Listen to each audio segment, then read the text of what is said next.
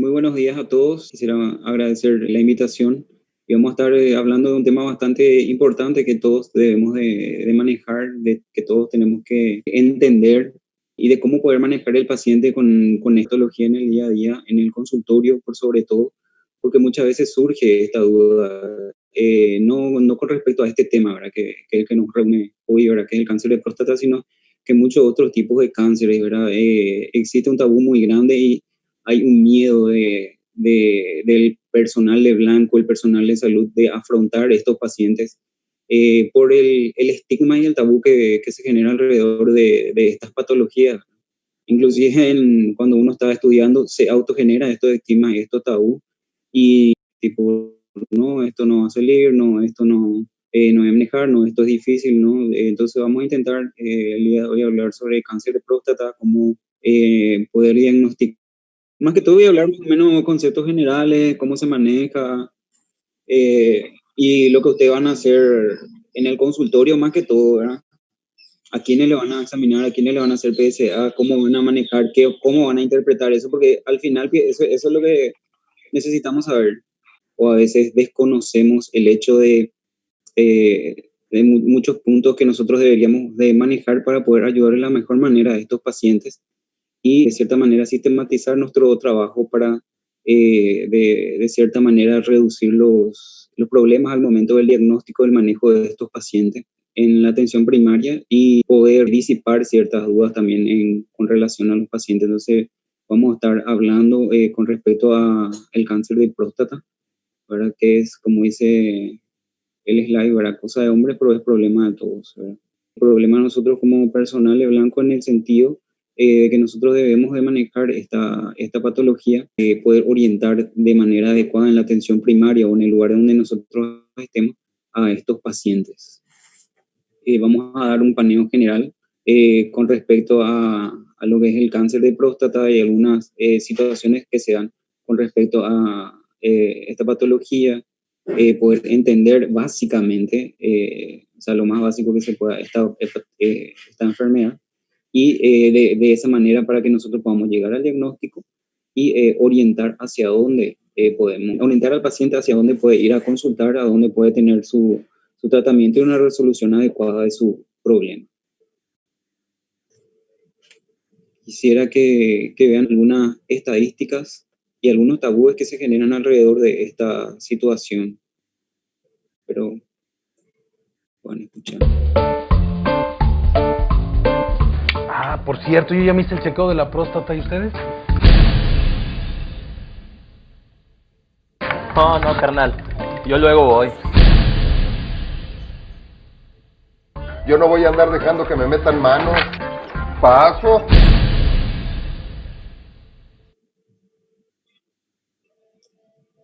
Y bueno, a nivel mundial el cáncer de próstata está bastante distribuido en todo el planeta. Como pueden observar, nuestro país no está exento de esto. Es una patología muy frecuente a nivel mundial, es decir, la morbilidad, o sea, la aparición de la enfermedad es bastante alta, y la mortalidad en hombres también, inclusive en algunos países, como ustedes pueden observar, la mortalidad es muy alta. Y si pueden fijarse, en Paraguay tenemos también una tasa de mortalidad por cáncer de próstata bastante importante. En el GlobalCam, que son herramientas predictoras, ya el número de casos o el número de incidencia, una proyección de aquí al 2030, ¿verdad? Hay un aumento progresivo en cuanto a casos nuevos por año. Es decir, se estima que inclusive podemos llegar hasta los 1.554 casos, o sea, es bastante cantidad de casos nuevos por año con relación a nuestra población. Y la mortalidad, lo mismo, inclusive puede ir en aumento. Hay una proyección de hasta 1.073 muertes. Hay una proyección de que por año puede ir aumentando de manera exponencial estas muertes, ¿verdad? Entonces, todos nos preguntamos, antes de entrar en esto, ¿verdad? ¿Qué es el cáncer? Muchas veces nosotros no entendemos o no dilucidamos bien de qué es el cáncer, ¿verdad? El cáncer es que a partir de una célula normal, de un tejido, cualquier tejido sea, al momento de que ocurra la división celular todas las etapas que corresponden a la división celular, ocurre a nivel de los genes, a nivel del núcleo, una mutación. ¿Qué quiere decir? Ocurre un cambio, una ruptura, un desfase, y hace que la célula que le da origen, o sea, a la otra célula, o sea, a la célula que da origen a esta célula nueva, es una célula anómala, es una célula que no cumple con las funciones del tejido que le dio origen, y comienza a estas funciones básicas para la cual debería de estar ahí, no es así, es decir, son células, hay una división celular anómala de un tejido que no corresponde, con características diferentes al tejido que le dio origen. Y esta división celular de estas células anómalas con una función diferente, con una función que no corresponde a este tejido, es que hace que el tejido funcione de una manera totalmente errática, y hace que todo el organismo o el órgano inclusive deje de funcionar de manera adecuada, y por características específicas, inclusive estas células pueden migrar de esa zona y implantarse en otras zonas, dando orígenes a las metástasis que nosotros conocemos, ¿verdad? O sea, eso es hablando así mal y rápido, como dice la gente, para no perder tanto tiempo en esto. Entonces, ¿qué es el cáncer de próstata? Es una enfermedad en la cual en la próstata se generan células malignas, o sea, células que no cumplen la función. El tejido que le dio origen son células que se replican de manera desordenada, de manera diferente a la próstata, ¿verdad? Y para que podamos comprender más o menos, ¿verdad? Necesito explicarle brevemente lo que es la próstata y cuáles son algunas características anatómicas e histológicas para que nosotros podamos comprender los síntomas que se van a ir dando. Entonces, la próstata es una glándula firme, elástica, que es rudimentaria generalmente en el niño, y a partir del estímulo de la testosterona, ¿verdad? Es que comienza a desarrollarse en la pubertad, y después de los 50 años empieza a sufrir una involución fibrosa, o sea, este estímulo de progesterona comienza a disminuir, y la glándula comienza a degenerarse, ¿verdad? En todo este proceso de degeneración, o todo este proceso de estímulos, ¿verdad? Pueden generarse diferentes situaciones, o pueden degenerar a neoformaciones benignas, es decir, a una división celular diferente, que entre ellos nosotros tenemos a los adenomas prostáticos y la hiperplasia prostática benigna, que son la patología, la hiperplasia prostática benigna al menos, que es la que más nosotros conocemos. Y la neoformación es maligna, el cáncer de próstata. Este órgano está envuelto por una cápsula, que es la cápsula prostática, que es un tejido fibroso que está adherido al tejido glandular y emite prolongaciones al interior del órgano. Es un órgano genital interno, está desarrollado alrededor de la parte inicial de la uretra. Está compuesto por una prolongación glandular que ocupa aproximadamente las 2/3 partes del tejido conectivo dentro de la cápsula prostática, y el tercio restante, que es fibra muscular. Es responsable del 20% de la producción de semen en el hombre, y a través de ella, por la posición en la que está, entra en contacto con varios órganos. Se encuentra por debajo de la vejiga. Esto es importante para el momento del diagnóstico, pronóstico y estadificación de esta patología, porque al producirse esta replicación, o sea, esta división celular anómala a nivel de la próstata, por la ubicación que se encuentra y por la relación que tiene con estos órganos, son los síntomas que van a ir presentando. Por eso es importante que esta parte nosotros podamos conocer bien, porque está por debajo de la vejiga, estás detrás de la sínfisis del pubis, está por delante del recto, que gracias a eso nosotros tenemos un acceso más cercano a este órgano, está por arriba de la membrana perineal y está en el espacio perineal profundo. Esa es la ubicación de la próstata.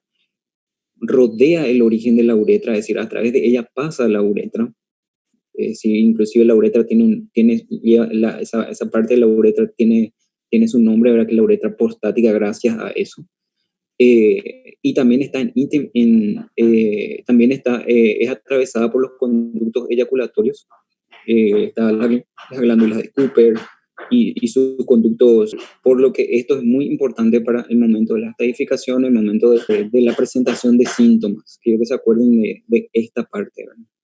Y tiene una íntima relación con los esfínteres vesicoureterales, es decir, la próstata se encuentra en medio de todo eso, está por abajo de la vejiga, está en contacto con los conductos eyaculatorios, está atravesada por los conductos eyaculatorios, está atravesada por la uretra, por la porción prostática, ¿verdad?, de la uretra, y está en íntima relación con estos esfínteres vesicoureterales.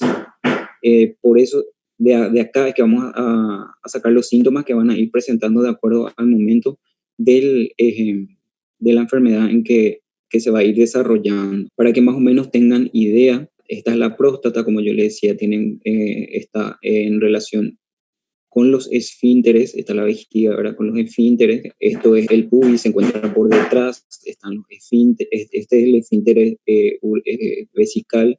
Esta es la próstata, está atravesada por la uretra, ¿verdad? Y esta es la porción prostática de la uretra. No está en el esquema, pero también está atravesada por los conductos, o sea, los conductos por lo cual atraviesa el esperma, ¿verdad?, el semen. Inclusive la glándula de Cooper y la próstata es responsable, como decía, de un 20% de la producción del semen. O sea, los conductos por lo cual atraviesa el esperma, ¿verdad?, el semen. Inclusive la glándula de Cooper y la próstata es responsable, como decía, de un 20% de la producción del semen. Se divide en zonas, esto es bastante importante que nosotros manejemos, ¿verdad? La zona central, que es la zona que está en gran relación con la uretra prostática, la zona fibromuscular, la zona de transición y la periférica es bastante importante porque a este nivel es generalmente donde asientan las lesiones neoplásicas en general.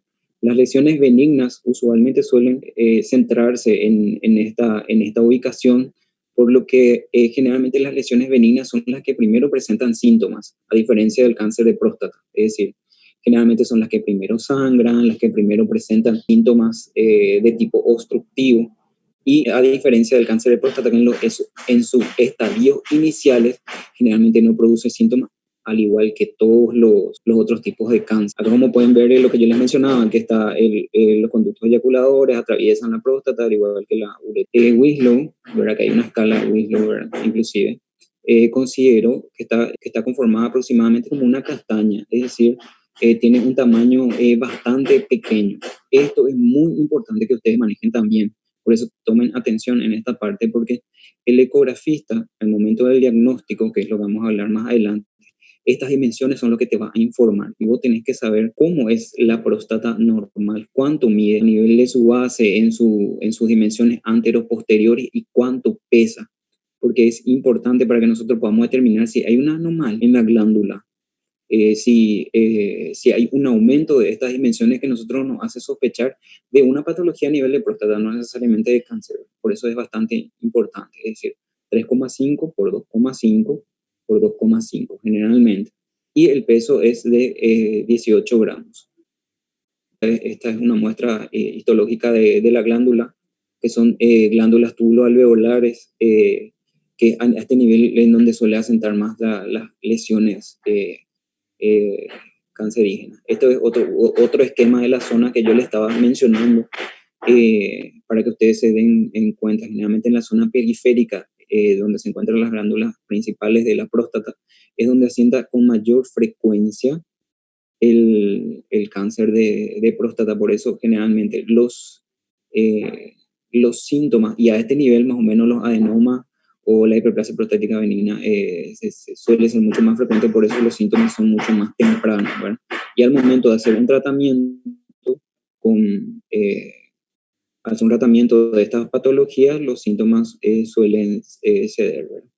Y esta zona periférica es el problema con el SIDA de próstata. Epidemiológicamente es el tipo de cáncer uno de los tipos de cánceres más frecuentes en el hombre.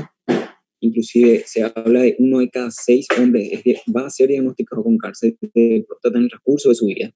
Y 1 de cada 36 pacientes diagnosticados de cáncer de próstata va a morir. Es decir, es muy frecuente la enfermedad.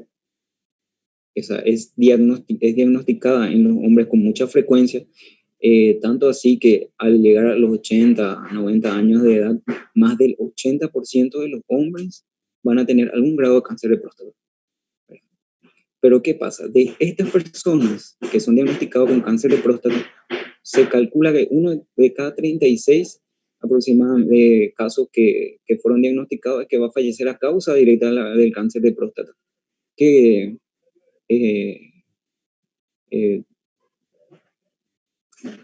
entonces, continuando, ¿verdad? El cáncer de próstata principalmente ocurre en hombres de edad avanzada, lo que yo les mencionaba, 2/3 de los casos se diagnostican en mayores de 65 años, el tercio restante se presenta en menores de 40 años, y ojo con esta población, porque generalmente esta es la población que nosotros vamos a impactar de manera diferente en cuanto al tratamiento, ¿verdad? La edad promedio al momento de realizarse el diagnóstico es generalmente en 60, 67 años aproximadamente, y se considera la primera causa de muerte en hombres, como yo estaba mencionando. La tasa de incidencia es más elevada en americanos afrodescendientes, es decir, la raza tiene mucho que ver también, como en casi todas las enfermedades, ¿verdad?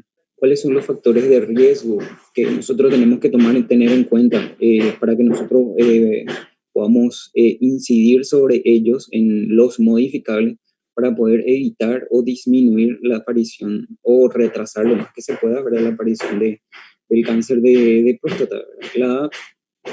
Como les mencionaba, 2/3 de los pacientes diagnosticados con cáncer de próstata generalmente por encima de los 60, 50, 60 años, y el resto por debajo de los 40 años son diagnosticados.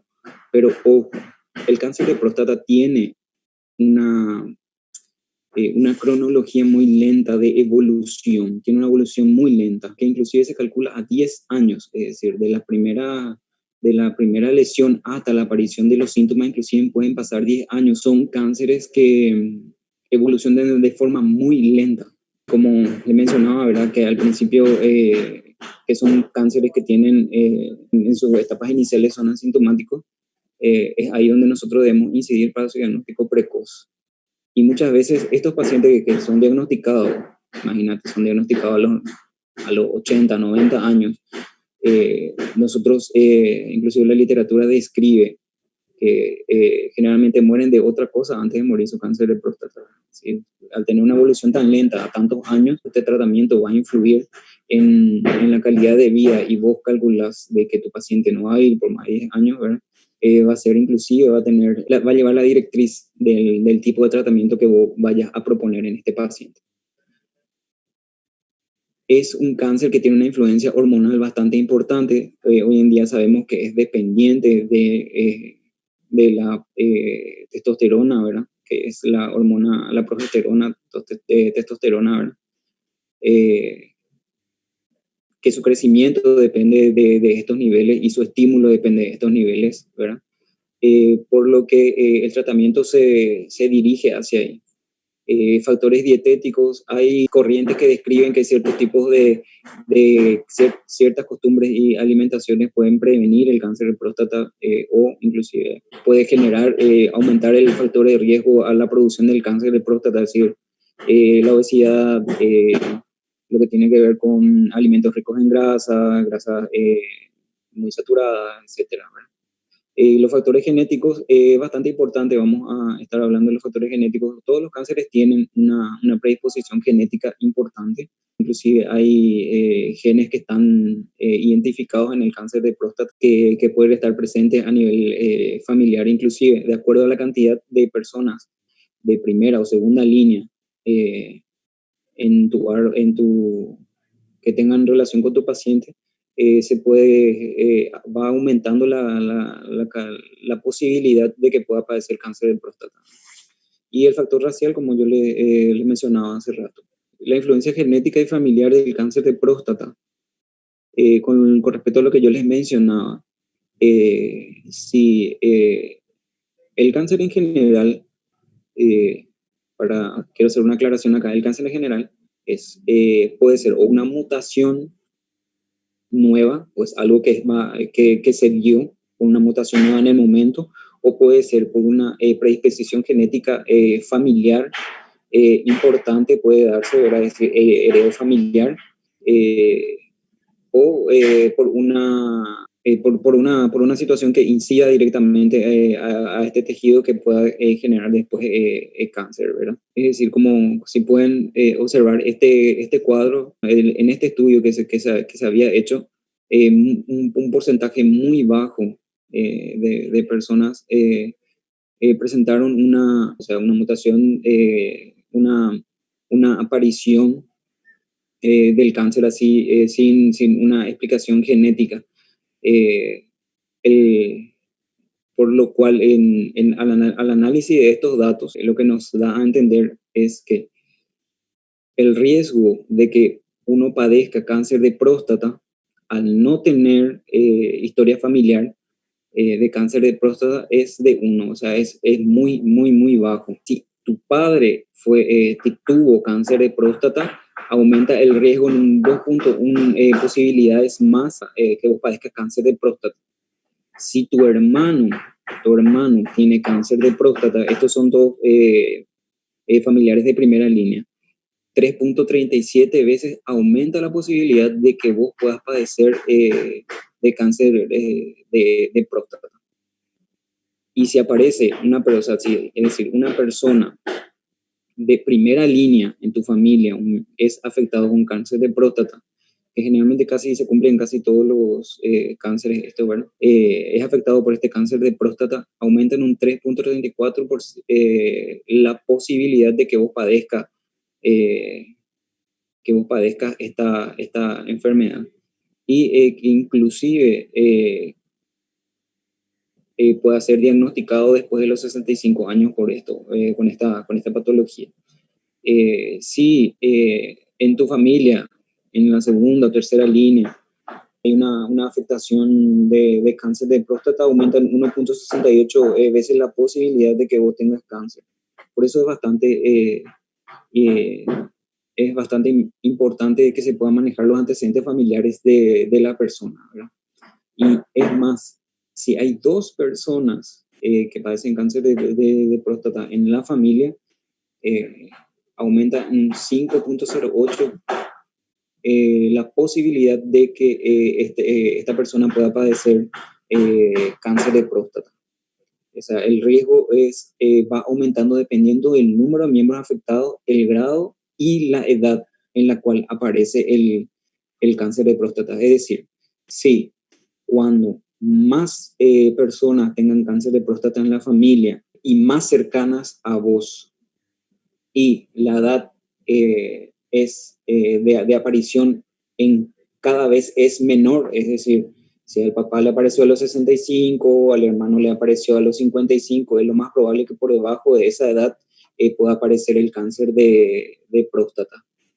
Por eso es muy importante que se determinar si en la familia existe el diagnóstico de cáncer, a qué edad se hizo ese diagnóstico para que vos puedas, independientemente, aparte de iniciar tu screening y aparte de iniciar tu seguimiento, puedas determinar cómo vas a seguirle a este paciente. No le vas a seguir de la misma manera a una persona que no tiene antecedentes a una persona que sí tiene antecedentes, es decir, que su papá tuvo cáncer de próstata, se le diagnosticó a los 50 años, es decir, por debajo de los 65 años, a los 50 años se le diagnosticó.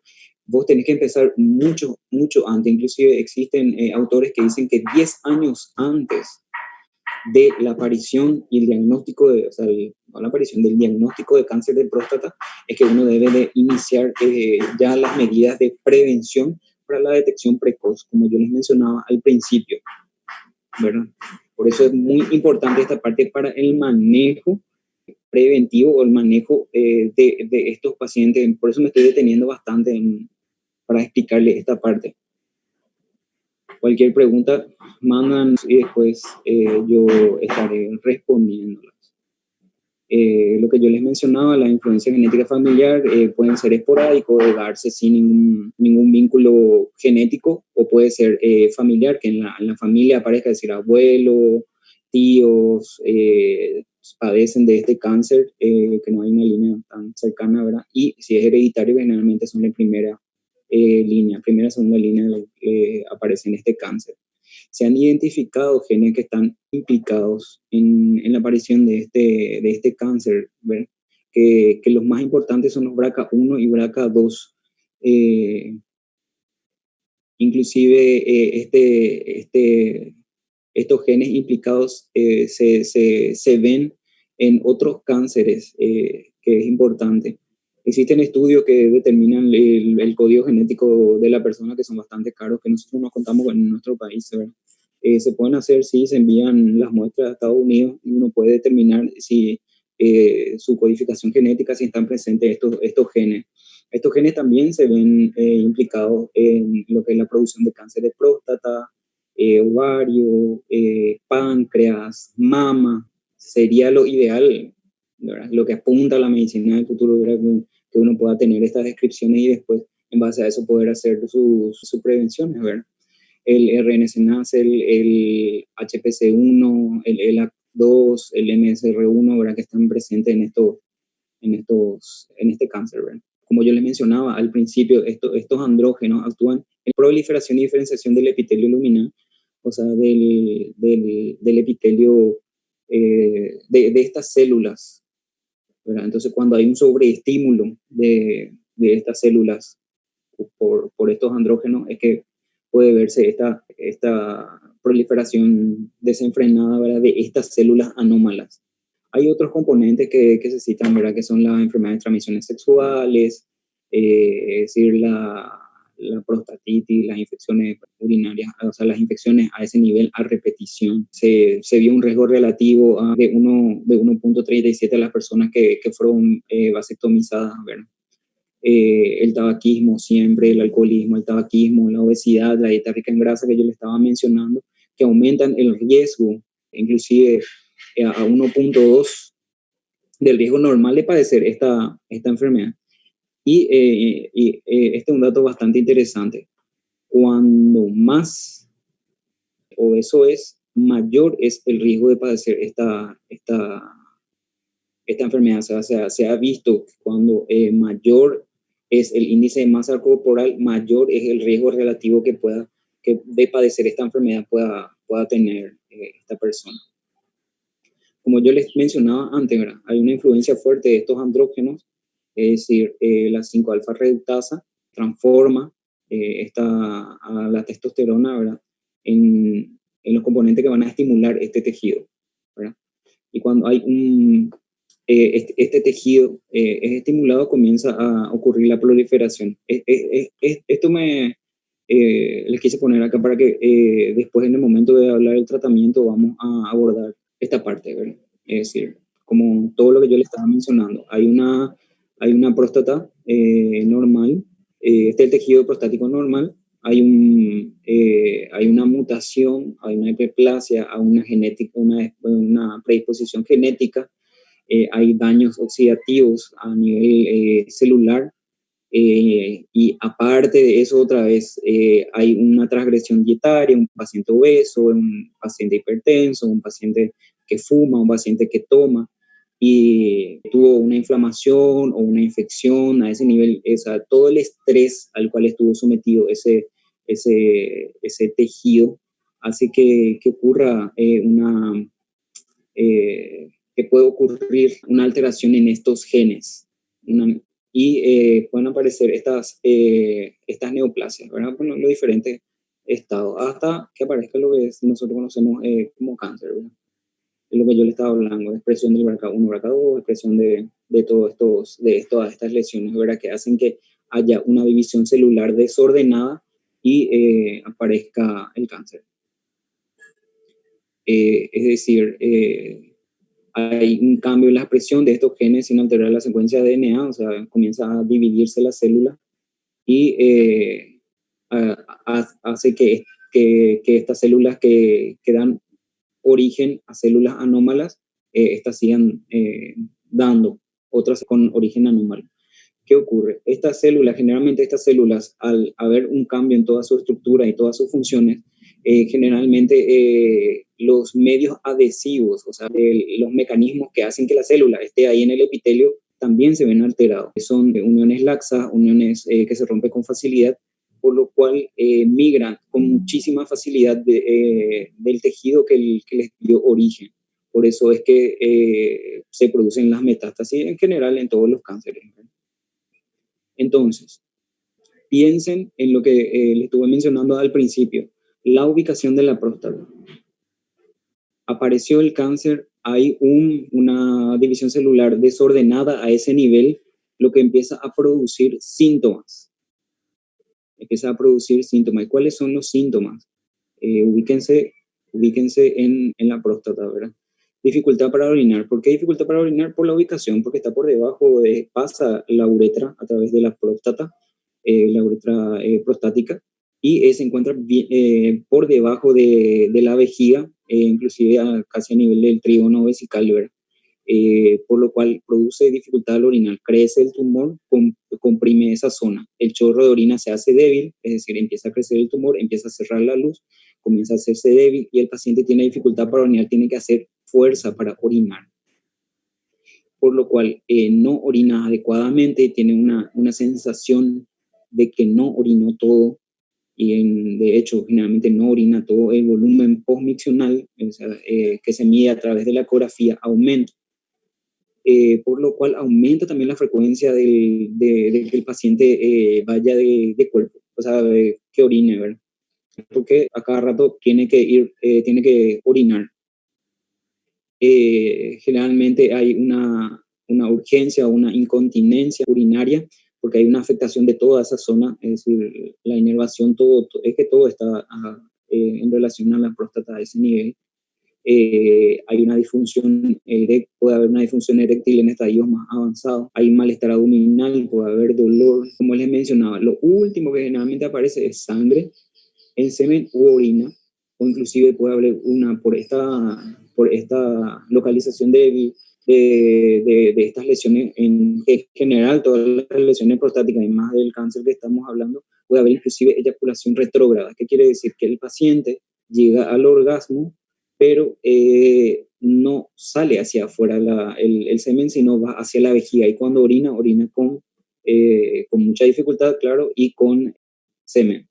O puede salir sangre con semen porque hay una contracción, un espasmo a ese nivel cuando ocurre la eyaculación, o salida de sangre con la orina, o inclusive puede haber un sangrado, en caso bastante avanzado, un sangrado por la uretra. Estos son los síntomas que a vos te van a ir llamando la atención. ¿Cuáles son los síntomas tardíos? Los síntomas tardíos ya son dolor a nivel óseo, dolor intenso, fracturas patológicas que a vos te van a llamar la atención, y vas a buscar entre todas las patologías que pueden producir esta fractura patológica, ¿verdad? O este dolor óseo intenso, que corresponde generalmente ya a la metástasis.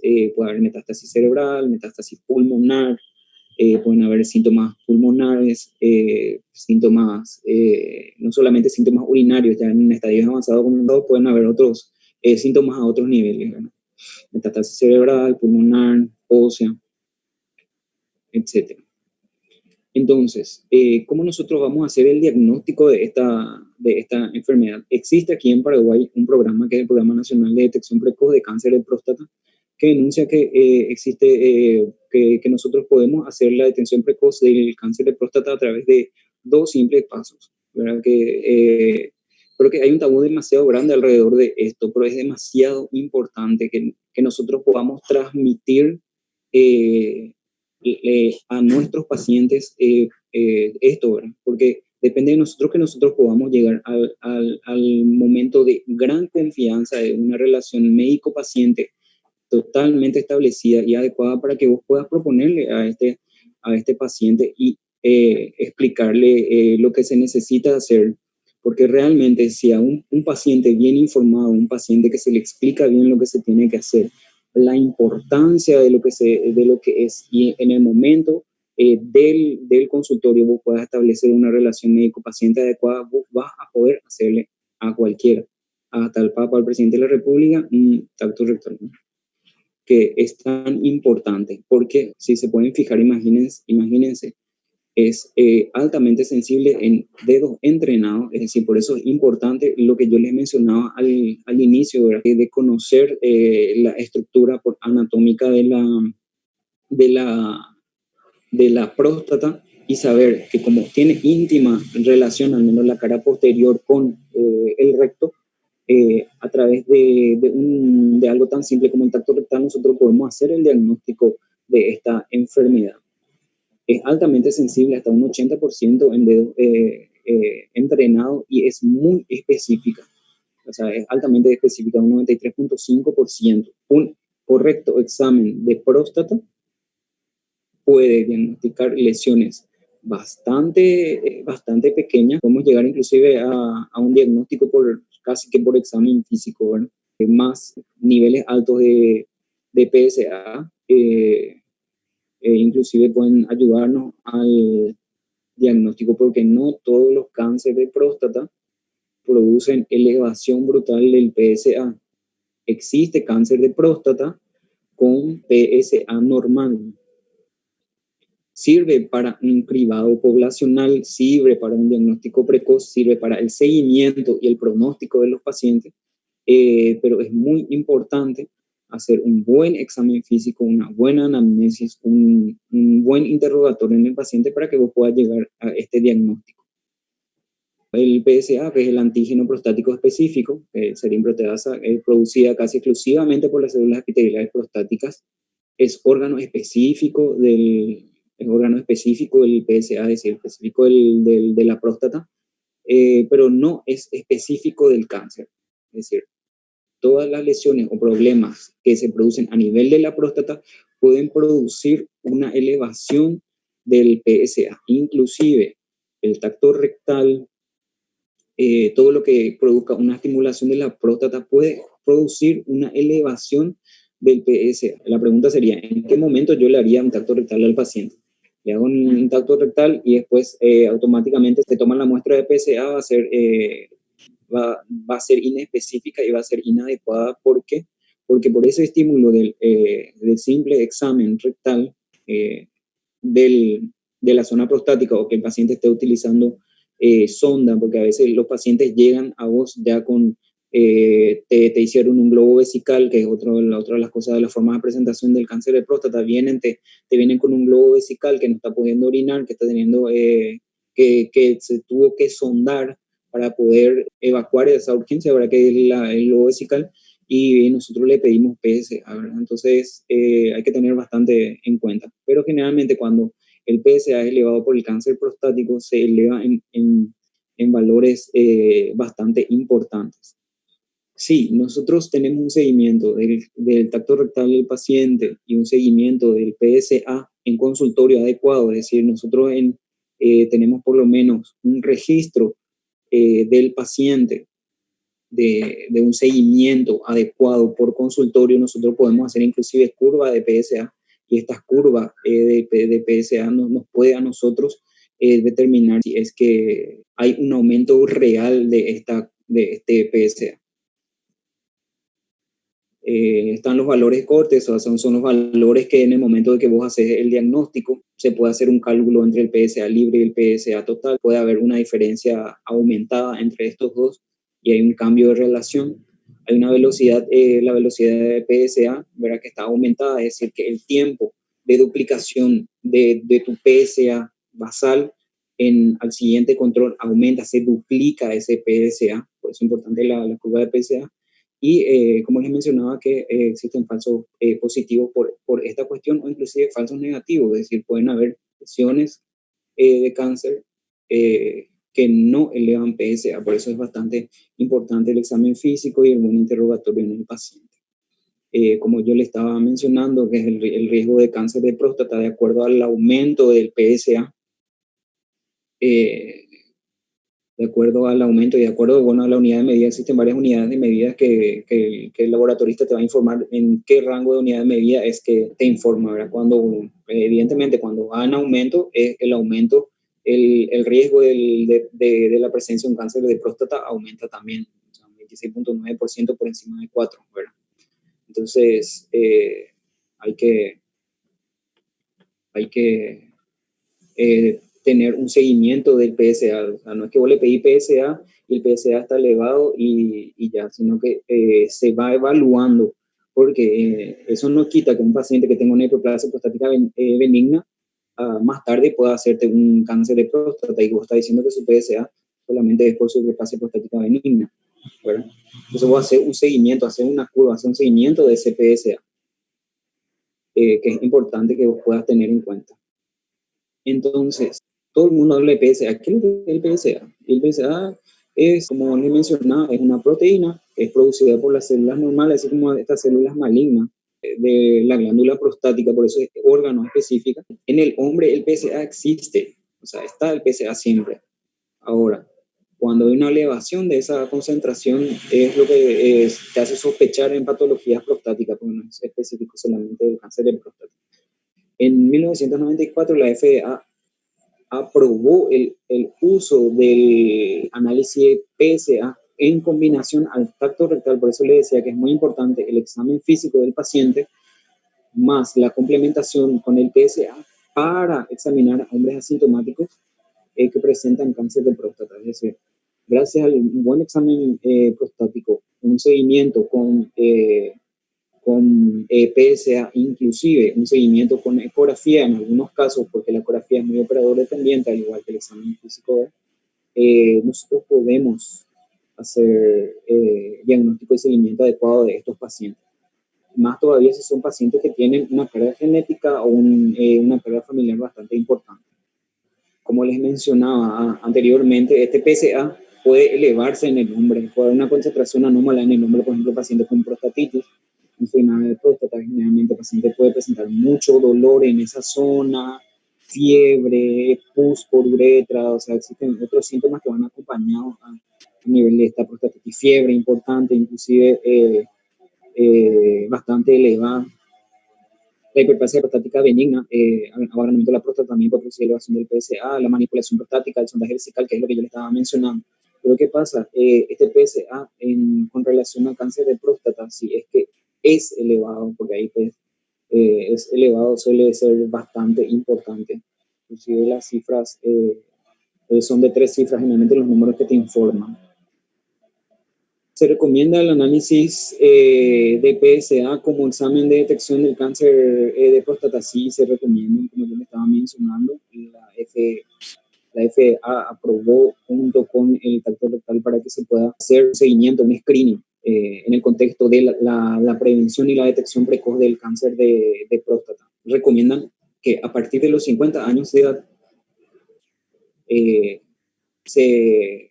se haga un control de PSA y se haga un examen prostático, es decir, en el contexto de la prevención del diagnóstico precoz, es decir, un examen de próstata, un tacto rectal y un control de PSA. Aunque algunas organizaciones recomiendan, porque como yo les mencionaba, generalmente la edad de aparición es por arriba de los 60, más o menos a partir de los 50 uno ya tiene que empezar a 10 años, los 10 años.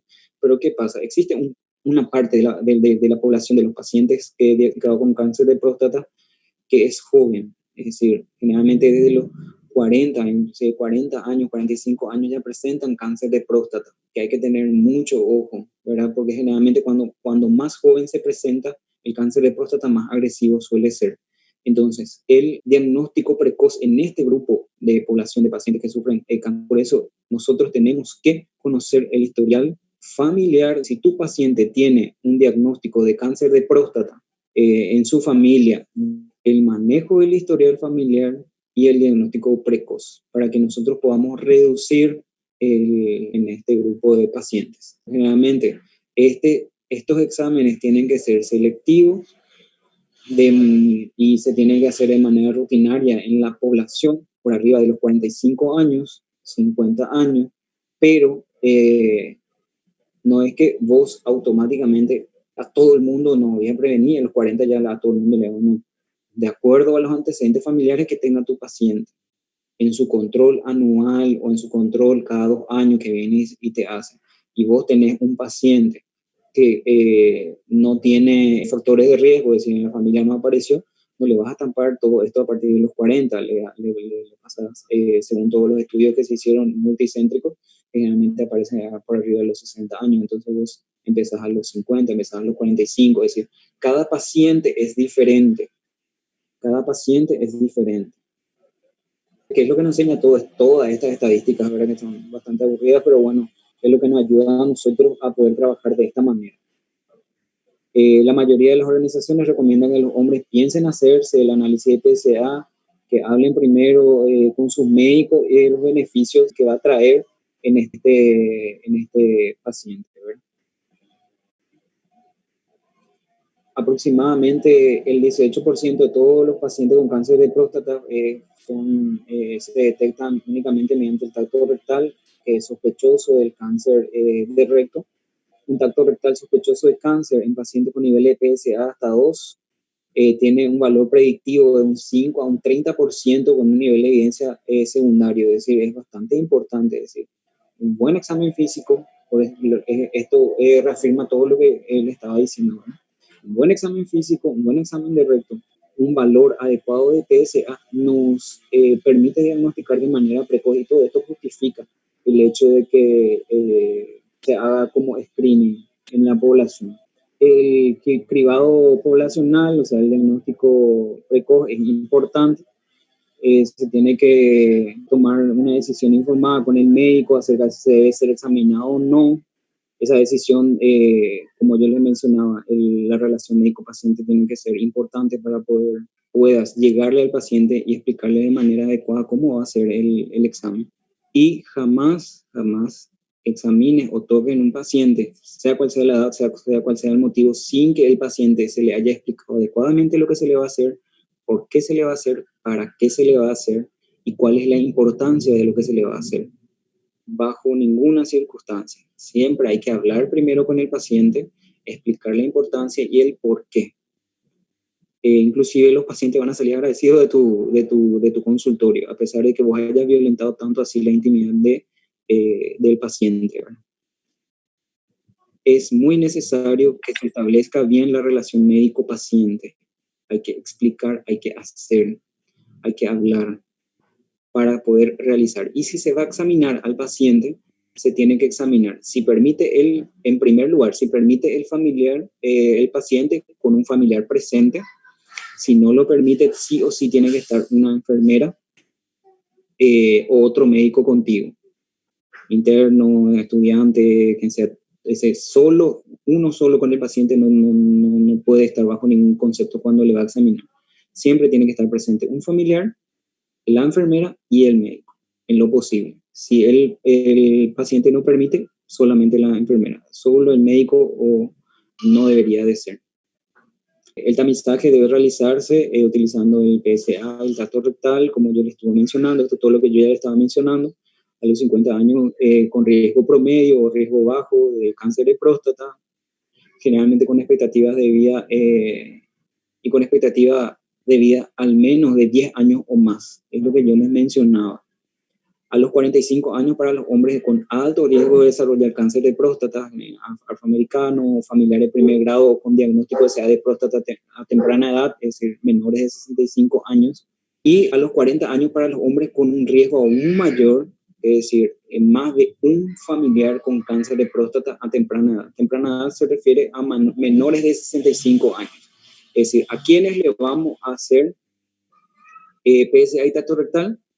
A partir de los 50 años, a los pacientes con riesgo mínimo, con una expectativa de vida mayor de 10 años o más. Esto es muy importante que manejen.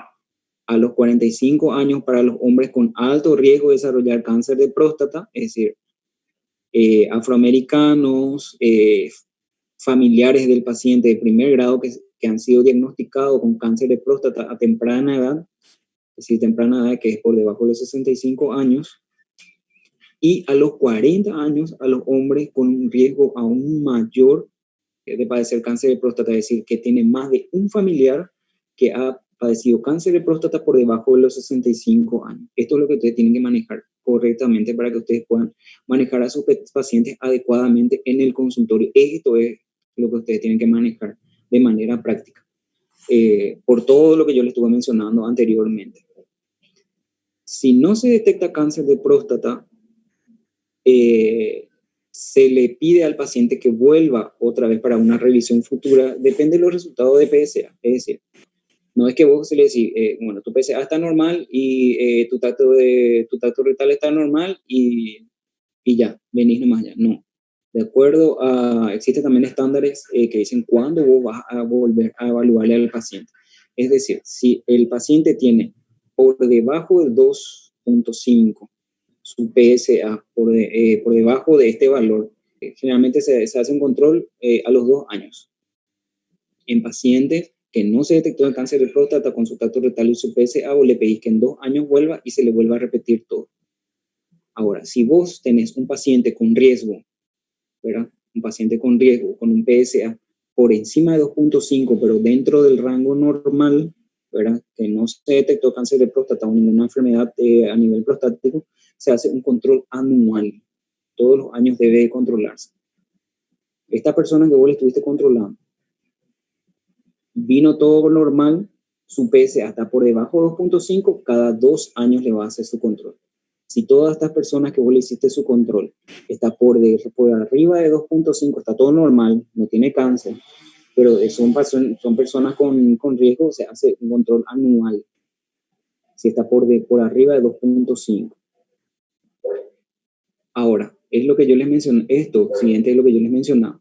Si vos tenés un paciente con una esperanza de vida que es menor a 10 años, un paciente con 90 años, un paciente con 85 años, que es muy infrecuente, bueno, 80 años, porque la expectativa de vida en nuestro país es muy baja, bueno, no le podés ofrecer, no le debes ofrecer un tamizaje a estos pacientes. Es decir, si vos tenés un paciente de 80 años, hipertenso, diabético, obeso, que ya tiene, qué sé yo, nefropatía o retinopatía asociada a una otra enfermedad crónica no transmisible que pueda afectar la sobrevida del paciente, es decir, un pronóstico que es menor a 10 años, vos le podés hacer el examen y le haces un seguimiento, porque lo más probable es que por más de que vos le hagas el diagnóstico de cáncer de próstata, se muera por patologías de base, que tiene por su patología de base que se muera de su cáncer de próstata. Bueno, ya que el cáncer de próstata crece a menudo muy lentamente, que es lo que yo le estaba mencionando. Esta es la parte que es medio compleja de tratar y de tratar con los pacientes. Hasta acá. Acá lo que quiero hacer una acotación. Si vos haces un examen físico que es sugerente de cáncer de próstata, te viene tus niveles de PSA elevado con sospecha de cáncer de próstata, vos vas a hacer el siguiente paso, ¿verdad? Que es la biopsia prostática. Porque todo diagnóstico de cáncer se hace con biopsia. Si la biopsia no dice que tiene cáncer, no es cáncer. No sé cómo les voy a explicar. Sí o sí tiene que tener biopsia un paciente que es diagnosticado con cáncer. Las principales herramientas diagnósticas, los pilares diagnósticos del cáncer de próstata es tacto rectal, niveles séricos de PSA y la biopsia transrectal. Acá no dice ecografía, acá no dice resonancia, acá no dice tomografía. Es decir, un buen examen físico, un buen PSA indicado adecuadamente y una buena biopsia te van a dar el diagnóstico de cáncer de recto. Es decir, vos tenés un paciente con tu examen físico sugerente de cáncer de próstata, tu paciente con nivel de PSA elevado, vos que haces en el primer nivel, se remite al paciente a un siguiente nivel para que pueda ser evaluado por un especialista. No. les envías a un urólogo o a un cirujano oncólogo para que pueda tratar con estos pacientes y le puedan hacer su biopsia correspondiente y le pueda hacer su seguimiento y su tratamiento adecuado. El diagnóstico confirmatorio, ¿verdad?, de cáncer es la biopsia prostática. Cuando vos indicás una biopsia prostática, cuando le remitís al paciente para una biopsia prostática, es decir, vos le haces el tacto rectal, es sospechoso, tu PSA es mayor a 10 o está entre 4 y 10, entre 4 y 10 con los factores de riesgo, asociados, inclusive en pacientes más jóvenes, entre 2 a 10 con un tacto rectal sospechoso, vos le envías a que le evalúe un urólogo y vea la posibilidad de que se le haga tacto rectal, y hay una relación entre el PSA libre y total mayor a 0,15, bueno, una relación entre mayor a 0,15, vos le indicas su biopsia prostática. Es importante explicarle la importancia de la consulta con el urólogo y que el urólogo va a determinar si es que se va a hacer o no la biopsia, y si se hace la biopsia, el urólogo ya le indicará cuáles son los pasos siguientes a seguir. Se le hace una preparación psicológica al paciente. Yo me estoy refiriendo al nivel primario. Uno nunca debe de confirmarle al paciente sin tener la biopsia en la mano, decirle vos tenés cáncer. No, te habla, usted tiene sospecha de, o hay unos niveles elevados de PSA, y a tu examen físico a mí se me hace que existe una enfermedad allí, las condiciones no son adecuadas o no es normal. Su examen, yo necesito que le evalúe un urólogo para que pueda descartar si usted tiene otra enfermedad asociada o usted tenga una enfermedad. No deberían de hacer el diagnóstico de cáncer, de ningún tipo de cáncer, sin una biopsia en la mano. La biopsia, por hablarle ya, para que tengan conocimiento cómo se hace el examen de la biopsia del cáncer de próstata, generalmente transrectal.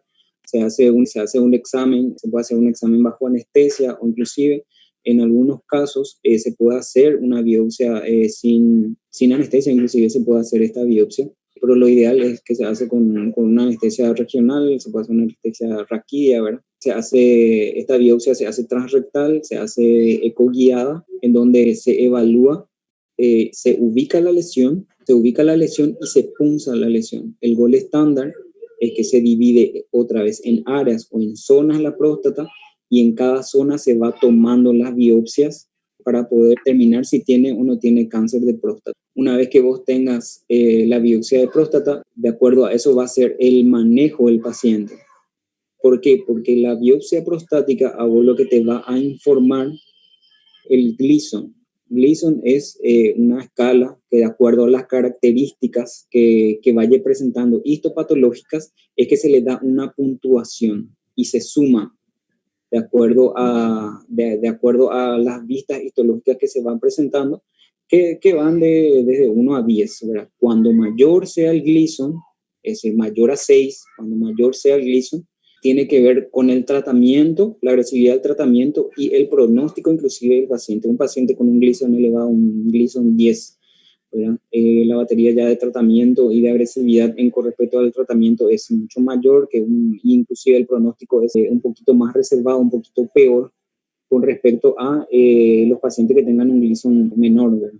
Por eso es importante poder entender la biopsia, es decir, un adeno-CA, un adenocarcinoma de próstata, el tipo histológico más frecuente, que es el adeno-CA de próstata, que es el más frecuente, ¿verdad?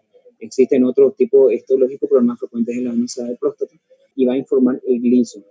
Es la clasificación, te va a clasificar el Gleason. Si es esa puntuación, si por arriba de 6, vos estás teniendo un Gleason alto, que va a determinar eso, el pronóstico, y va a determinar el seguimiento de estos pacientes. ¿A quiénes se repite la biopsia? ¿A quiénes se le dice que su biopsia es negativa? Se repite la biopsia solamente en caso de que persista, en indicación persistente, si un tacto rectal sigue siendo sospechoso, hay un aumento de los síntomas, el PSA continúa anormal, el tacto rectal continúa anormal, se sospecha de un tumor prostático en la patología de la biopsia previa, o la biopsia fue insuficiente, ¿verdad? Esos son los pacientes que se les repite la biopsia. Una vez que se tenga la biopsia, se le solicita varios estudios para la estadificación. Estos estudios ya se indican después de que se hizo el diagnóstico de cáncer de próstata. No es que para hacer el diagnóstico de cáncer de próstata, para hacer lo que estamos mencionando, tacto rectal, PSA y la biopsia prostática, ¿verdad? Ahora, para estadificar, lo que se solicita es, la estadificación se hace otra vez según el tacto rectal, según la ecografía transrectal que se pueda hacer, o una ecografía abdominal normal que se pueda evaluar la próstata. Se hace una resonancia a ese nivel para que se pueda evaluar la lesión, la extensión de la lesión, la invasión o no de estructuras vecinas, para que se pueda categorizar el tamaño, el T de la estadificación se divide en T, o sea, se llega a los estadios de acuerdo al TNM, ¿verdad? Tamaño, ganglio y presencia o no metástasis. T es el tamaño, ¿verdad? Según el tacto rectal, la ecografía rectal, la resonancia magnética, vamos a determinar el tamaño. El N, que es la diseminación ganglionar regional, ¿verdad? Y la metástasis, generalmente se pide una tomografía abdominopélvica, se pide una exploración, inclusive se puede producir una exploración endoscópica, gamografía ósea, radiografía de tórax, por lo que yo les mencionaba, que los lugares más frecuentes de metástasis, generalmente hueso, cerebro, pulmón, o sea, se tiene que buscar si existe una metástasis a ese nivel para que vos puedas hacer un adecuado proceso de estadificación del paciente para después poder pedirle orientarle el tratamiento que tengan que hacer. Esta es la clasificación, ¿verdad? Que generalmente el especialista tiene que determinar el TNM y de acuerdo al TNM va a decir en qué estadio patológico está, ¿verdad? Para que tengan más o menos una idea, este es el T, ¿verdad? Que generalmente el T1A, T1B, que está a nivel epitelial, cuando ya extravasa el nivel epitelial, pero se continúa local, cuando afecta a otras zonas, ¿verdad? Cuando ya afecta la cápsula, afecta órganos vecinos o hay metástasis a distancia, ¿verdad? Esos son T4, ¿verdad? El tratamiento, de acuerdo a la estadificación, de acuerdo al momento en que se haya hecho el diagnóstico, si el cáncer de próstata es localizado, pues localmente avanzado, es decir, está contenido, o sea, está ahí en pelvis, o ya hay metástasis del el cáncer de próstata. Si es un paciente con un diagnóstico temprano, es un paciente joven, con una expectativa mayor a 10 años y tiene, se tiene, según tu estadificación, posibilidad, no hay invasión, está localizado y no hay invasión a otros órganos, se puede plantear la prostatectomía radical, es decir, se saca se saca la próstata, el seminal, toda esa zona, ¿verdad? Y se hace un vaciamiento ganglionar. Se puede hacer radioterapia, si a través de radiación se puede tratar la zona, se hace braquiterapia, que es el mismo principio, ¿verdad? Acá es importante la hormonoterapia, como yo le estaba mencionando, es hormonodependiente. El cáncer de próstata se puede hacer generalmente en pacientes ya con resistencia a la hormonoterapia, en pacientes con metástasis, la carga tumoral elevada, se puede plantear quimioterapia en estos pacientes, o si hay pacientes generalmente, no sé, te voy a hacer el diagnóstico, tiene una carga tumoral elevada, tiene un estadio bastante avanzado y es que el estado, el performance status del paciente no te permite proceder a ninguno de estos otros tratamientos, se pueden hacer tratamientos paliativos. Aunque en la actualidad inclusive se está hablando de tratamiento paliativo temprano. El pronóstico, generalmente los tumores localizados tienen una supervivencia a 10 años, un 75%, o sea, imagínense 10 años, el crecimiento es bastante importante, o sea, y una supervivencia de 10 años, un 75%, es bastante elevado. Y los pacientes con metástasis, es decir, un paciente con estadio 4 tiene una supervivencia a 10 años, un 55%, es bastante elevado con relación a muchos otros cánceres. Por eso es importante. Por eso es todo lo que yo les mencionaba antes, ¿verdad? Generalmente un paciente de 90 años que vos le hiciste un diagnóstico, unos 80 años que vos le hiciste un diagnóstico de cáncer de próstata con metástasis generalmente suelen fallecer de otra cosa, con un tratamiento paliativo adecuado, con un tratamiento hormonal adecuado. Ellos controlan la enfermedad y la supervivencia es muy alta, un 55% a 10 años. ¿Cuáles son los factores pronósticos? O sea, la estadificación del paciente al momento del diagnóstico, el grado histológico en el cual fue hecho el diagnóstico, los márgenes quirúrgicos si no están comprometidos, el tamaño o la carga tumoral, la edad del paciente, los niveles séricos de PSA, es decir, cuando se hace el tratamiento tiene que normalizar o inclusive bajar, si es sensible o no a tratamientos hormonales, y si existe o no existe una diferenciación neuroendocrina. Existen tumores neuroendocrinos también a ese nivel que son de tratamiento muy complejo. Entonces, el cáncer de próstata, el mes que se le dedica en el año es el noviembre, ¿verdad? En noviembre se le conoce como noviembre azul, que es el mes en donde no es para que vos postees en tu Facebook, en tu Facebook, en tu WhatsApp, en tu estado, en donde sea que es noviembre azul y todo azul y el lacito azul. Eso no ayuda. El cáncer de próstata, este mes, es para dedicarse y darle más tiempo a la promoción para que vos puedas hacer un diagnóstico precoz de muchas personas y hacer una prevención adecuada. Es decir, ese mes dedícate más a hacer charlas, dedícate más a darle más tiempo o darle un horario preferencial o un horario diferencial, un tratamiento diferenciado a los pacientes con factores de riesgo, a los pacientes que llegan a tu consulta, que estén dentro de todo lo que nosotros estuvimos mencionando, y vos puedas hacer algo, por lo menos este mes. Es cierto, se tiene que hacer todo el tiempo, pero por lo menos este mes. Si sos jefe, si tenés mucho personal a tu cargo, dedícate este mes a perseguirle a la gente, porque es increíble cómo el personal de blanco le quiere decir a todo el mundo qué hacer, pero quiere hacer lo que debe de hacer. Y muchísimo personal de blanco termina siendo diagnosticado de manera muy tardía. Como les decía, ahora el 17 de noviembre es el Día Internacional de Lucha contra el Cáncer de Próstata y es bastante importante que se pueda hacer de manera adecuada. Se trata de una patología relativamente frecuente. Es importante que el mensaje que vos puedas hacer llegar, que es una situación de hombre, pero es problema de todos. Entonces, existen muchísimas campañas a nivel nacional que se estuvieron lanzando, ¿verdad? Para el diagnóstico precoz y la lucha contra el cáncer de próstata.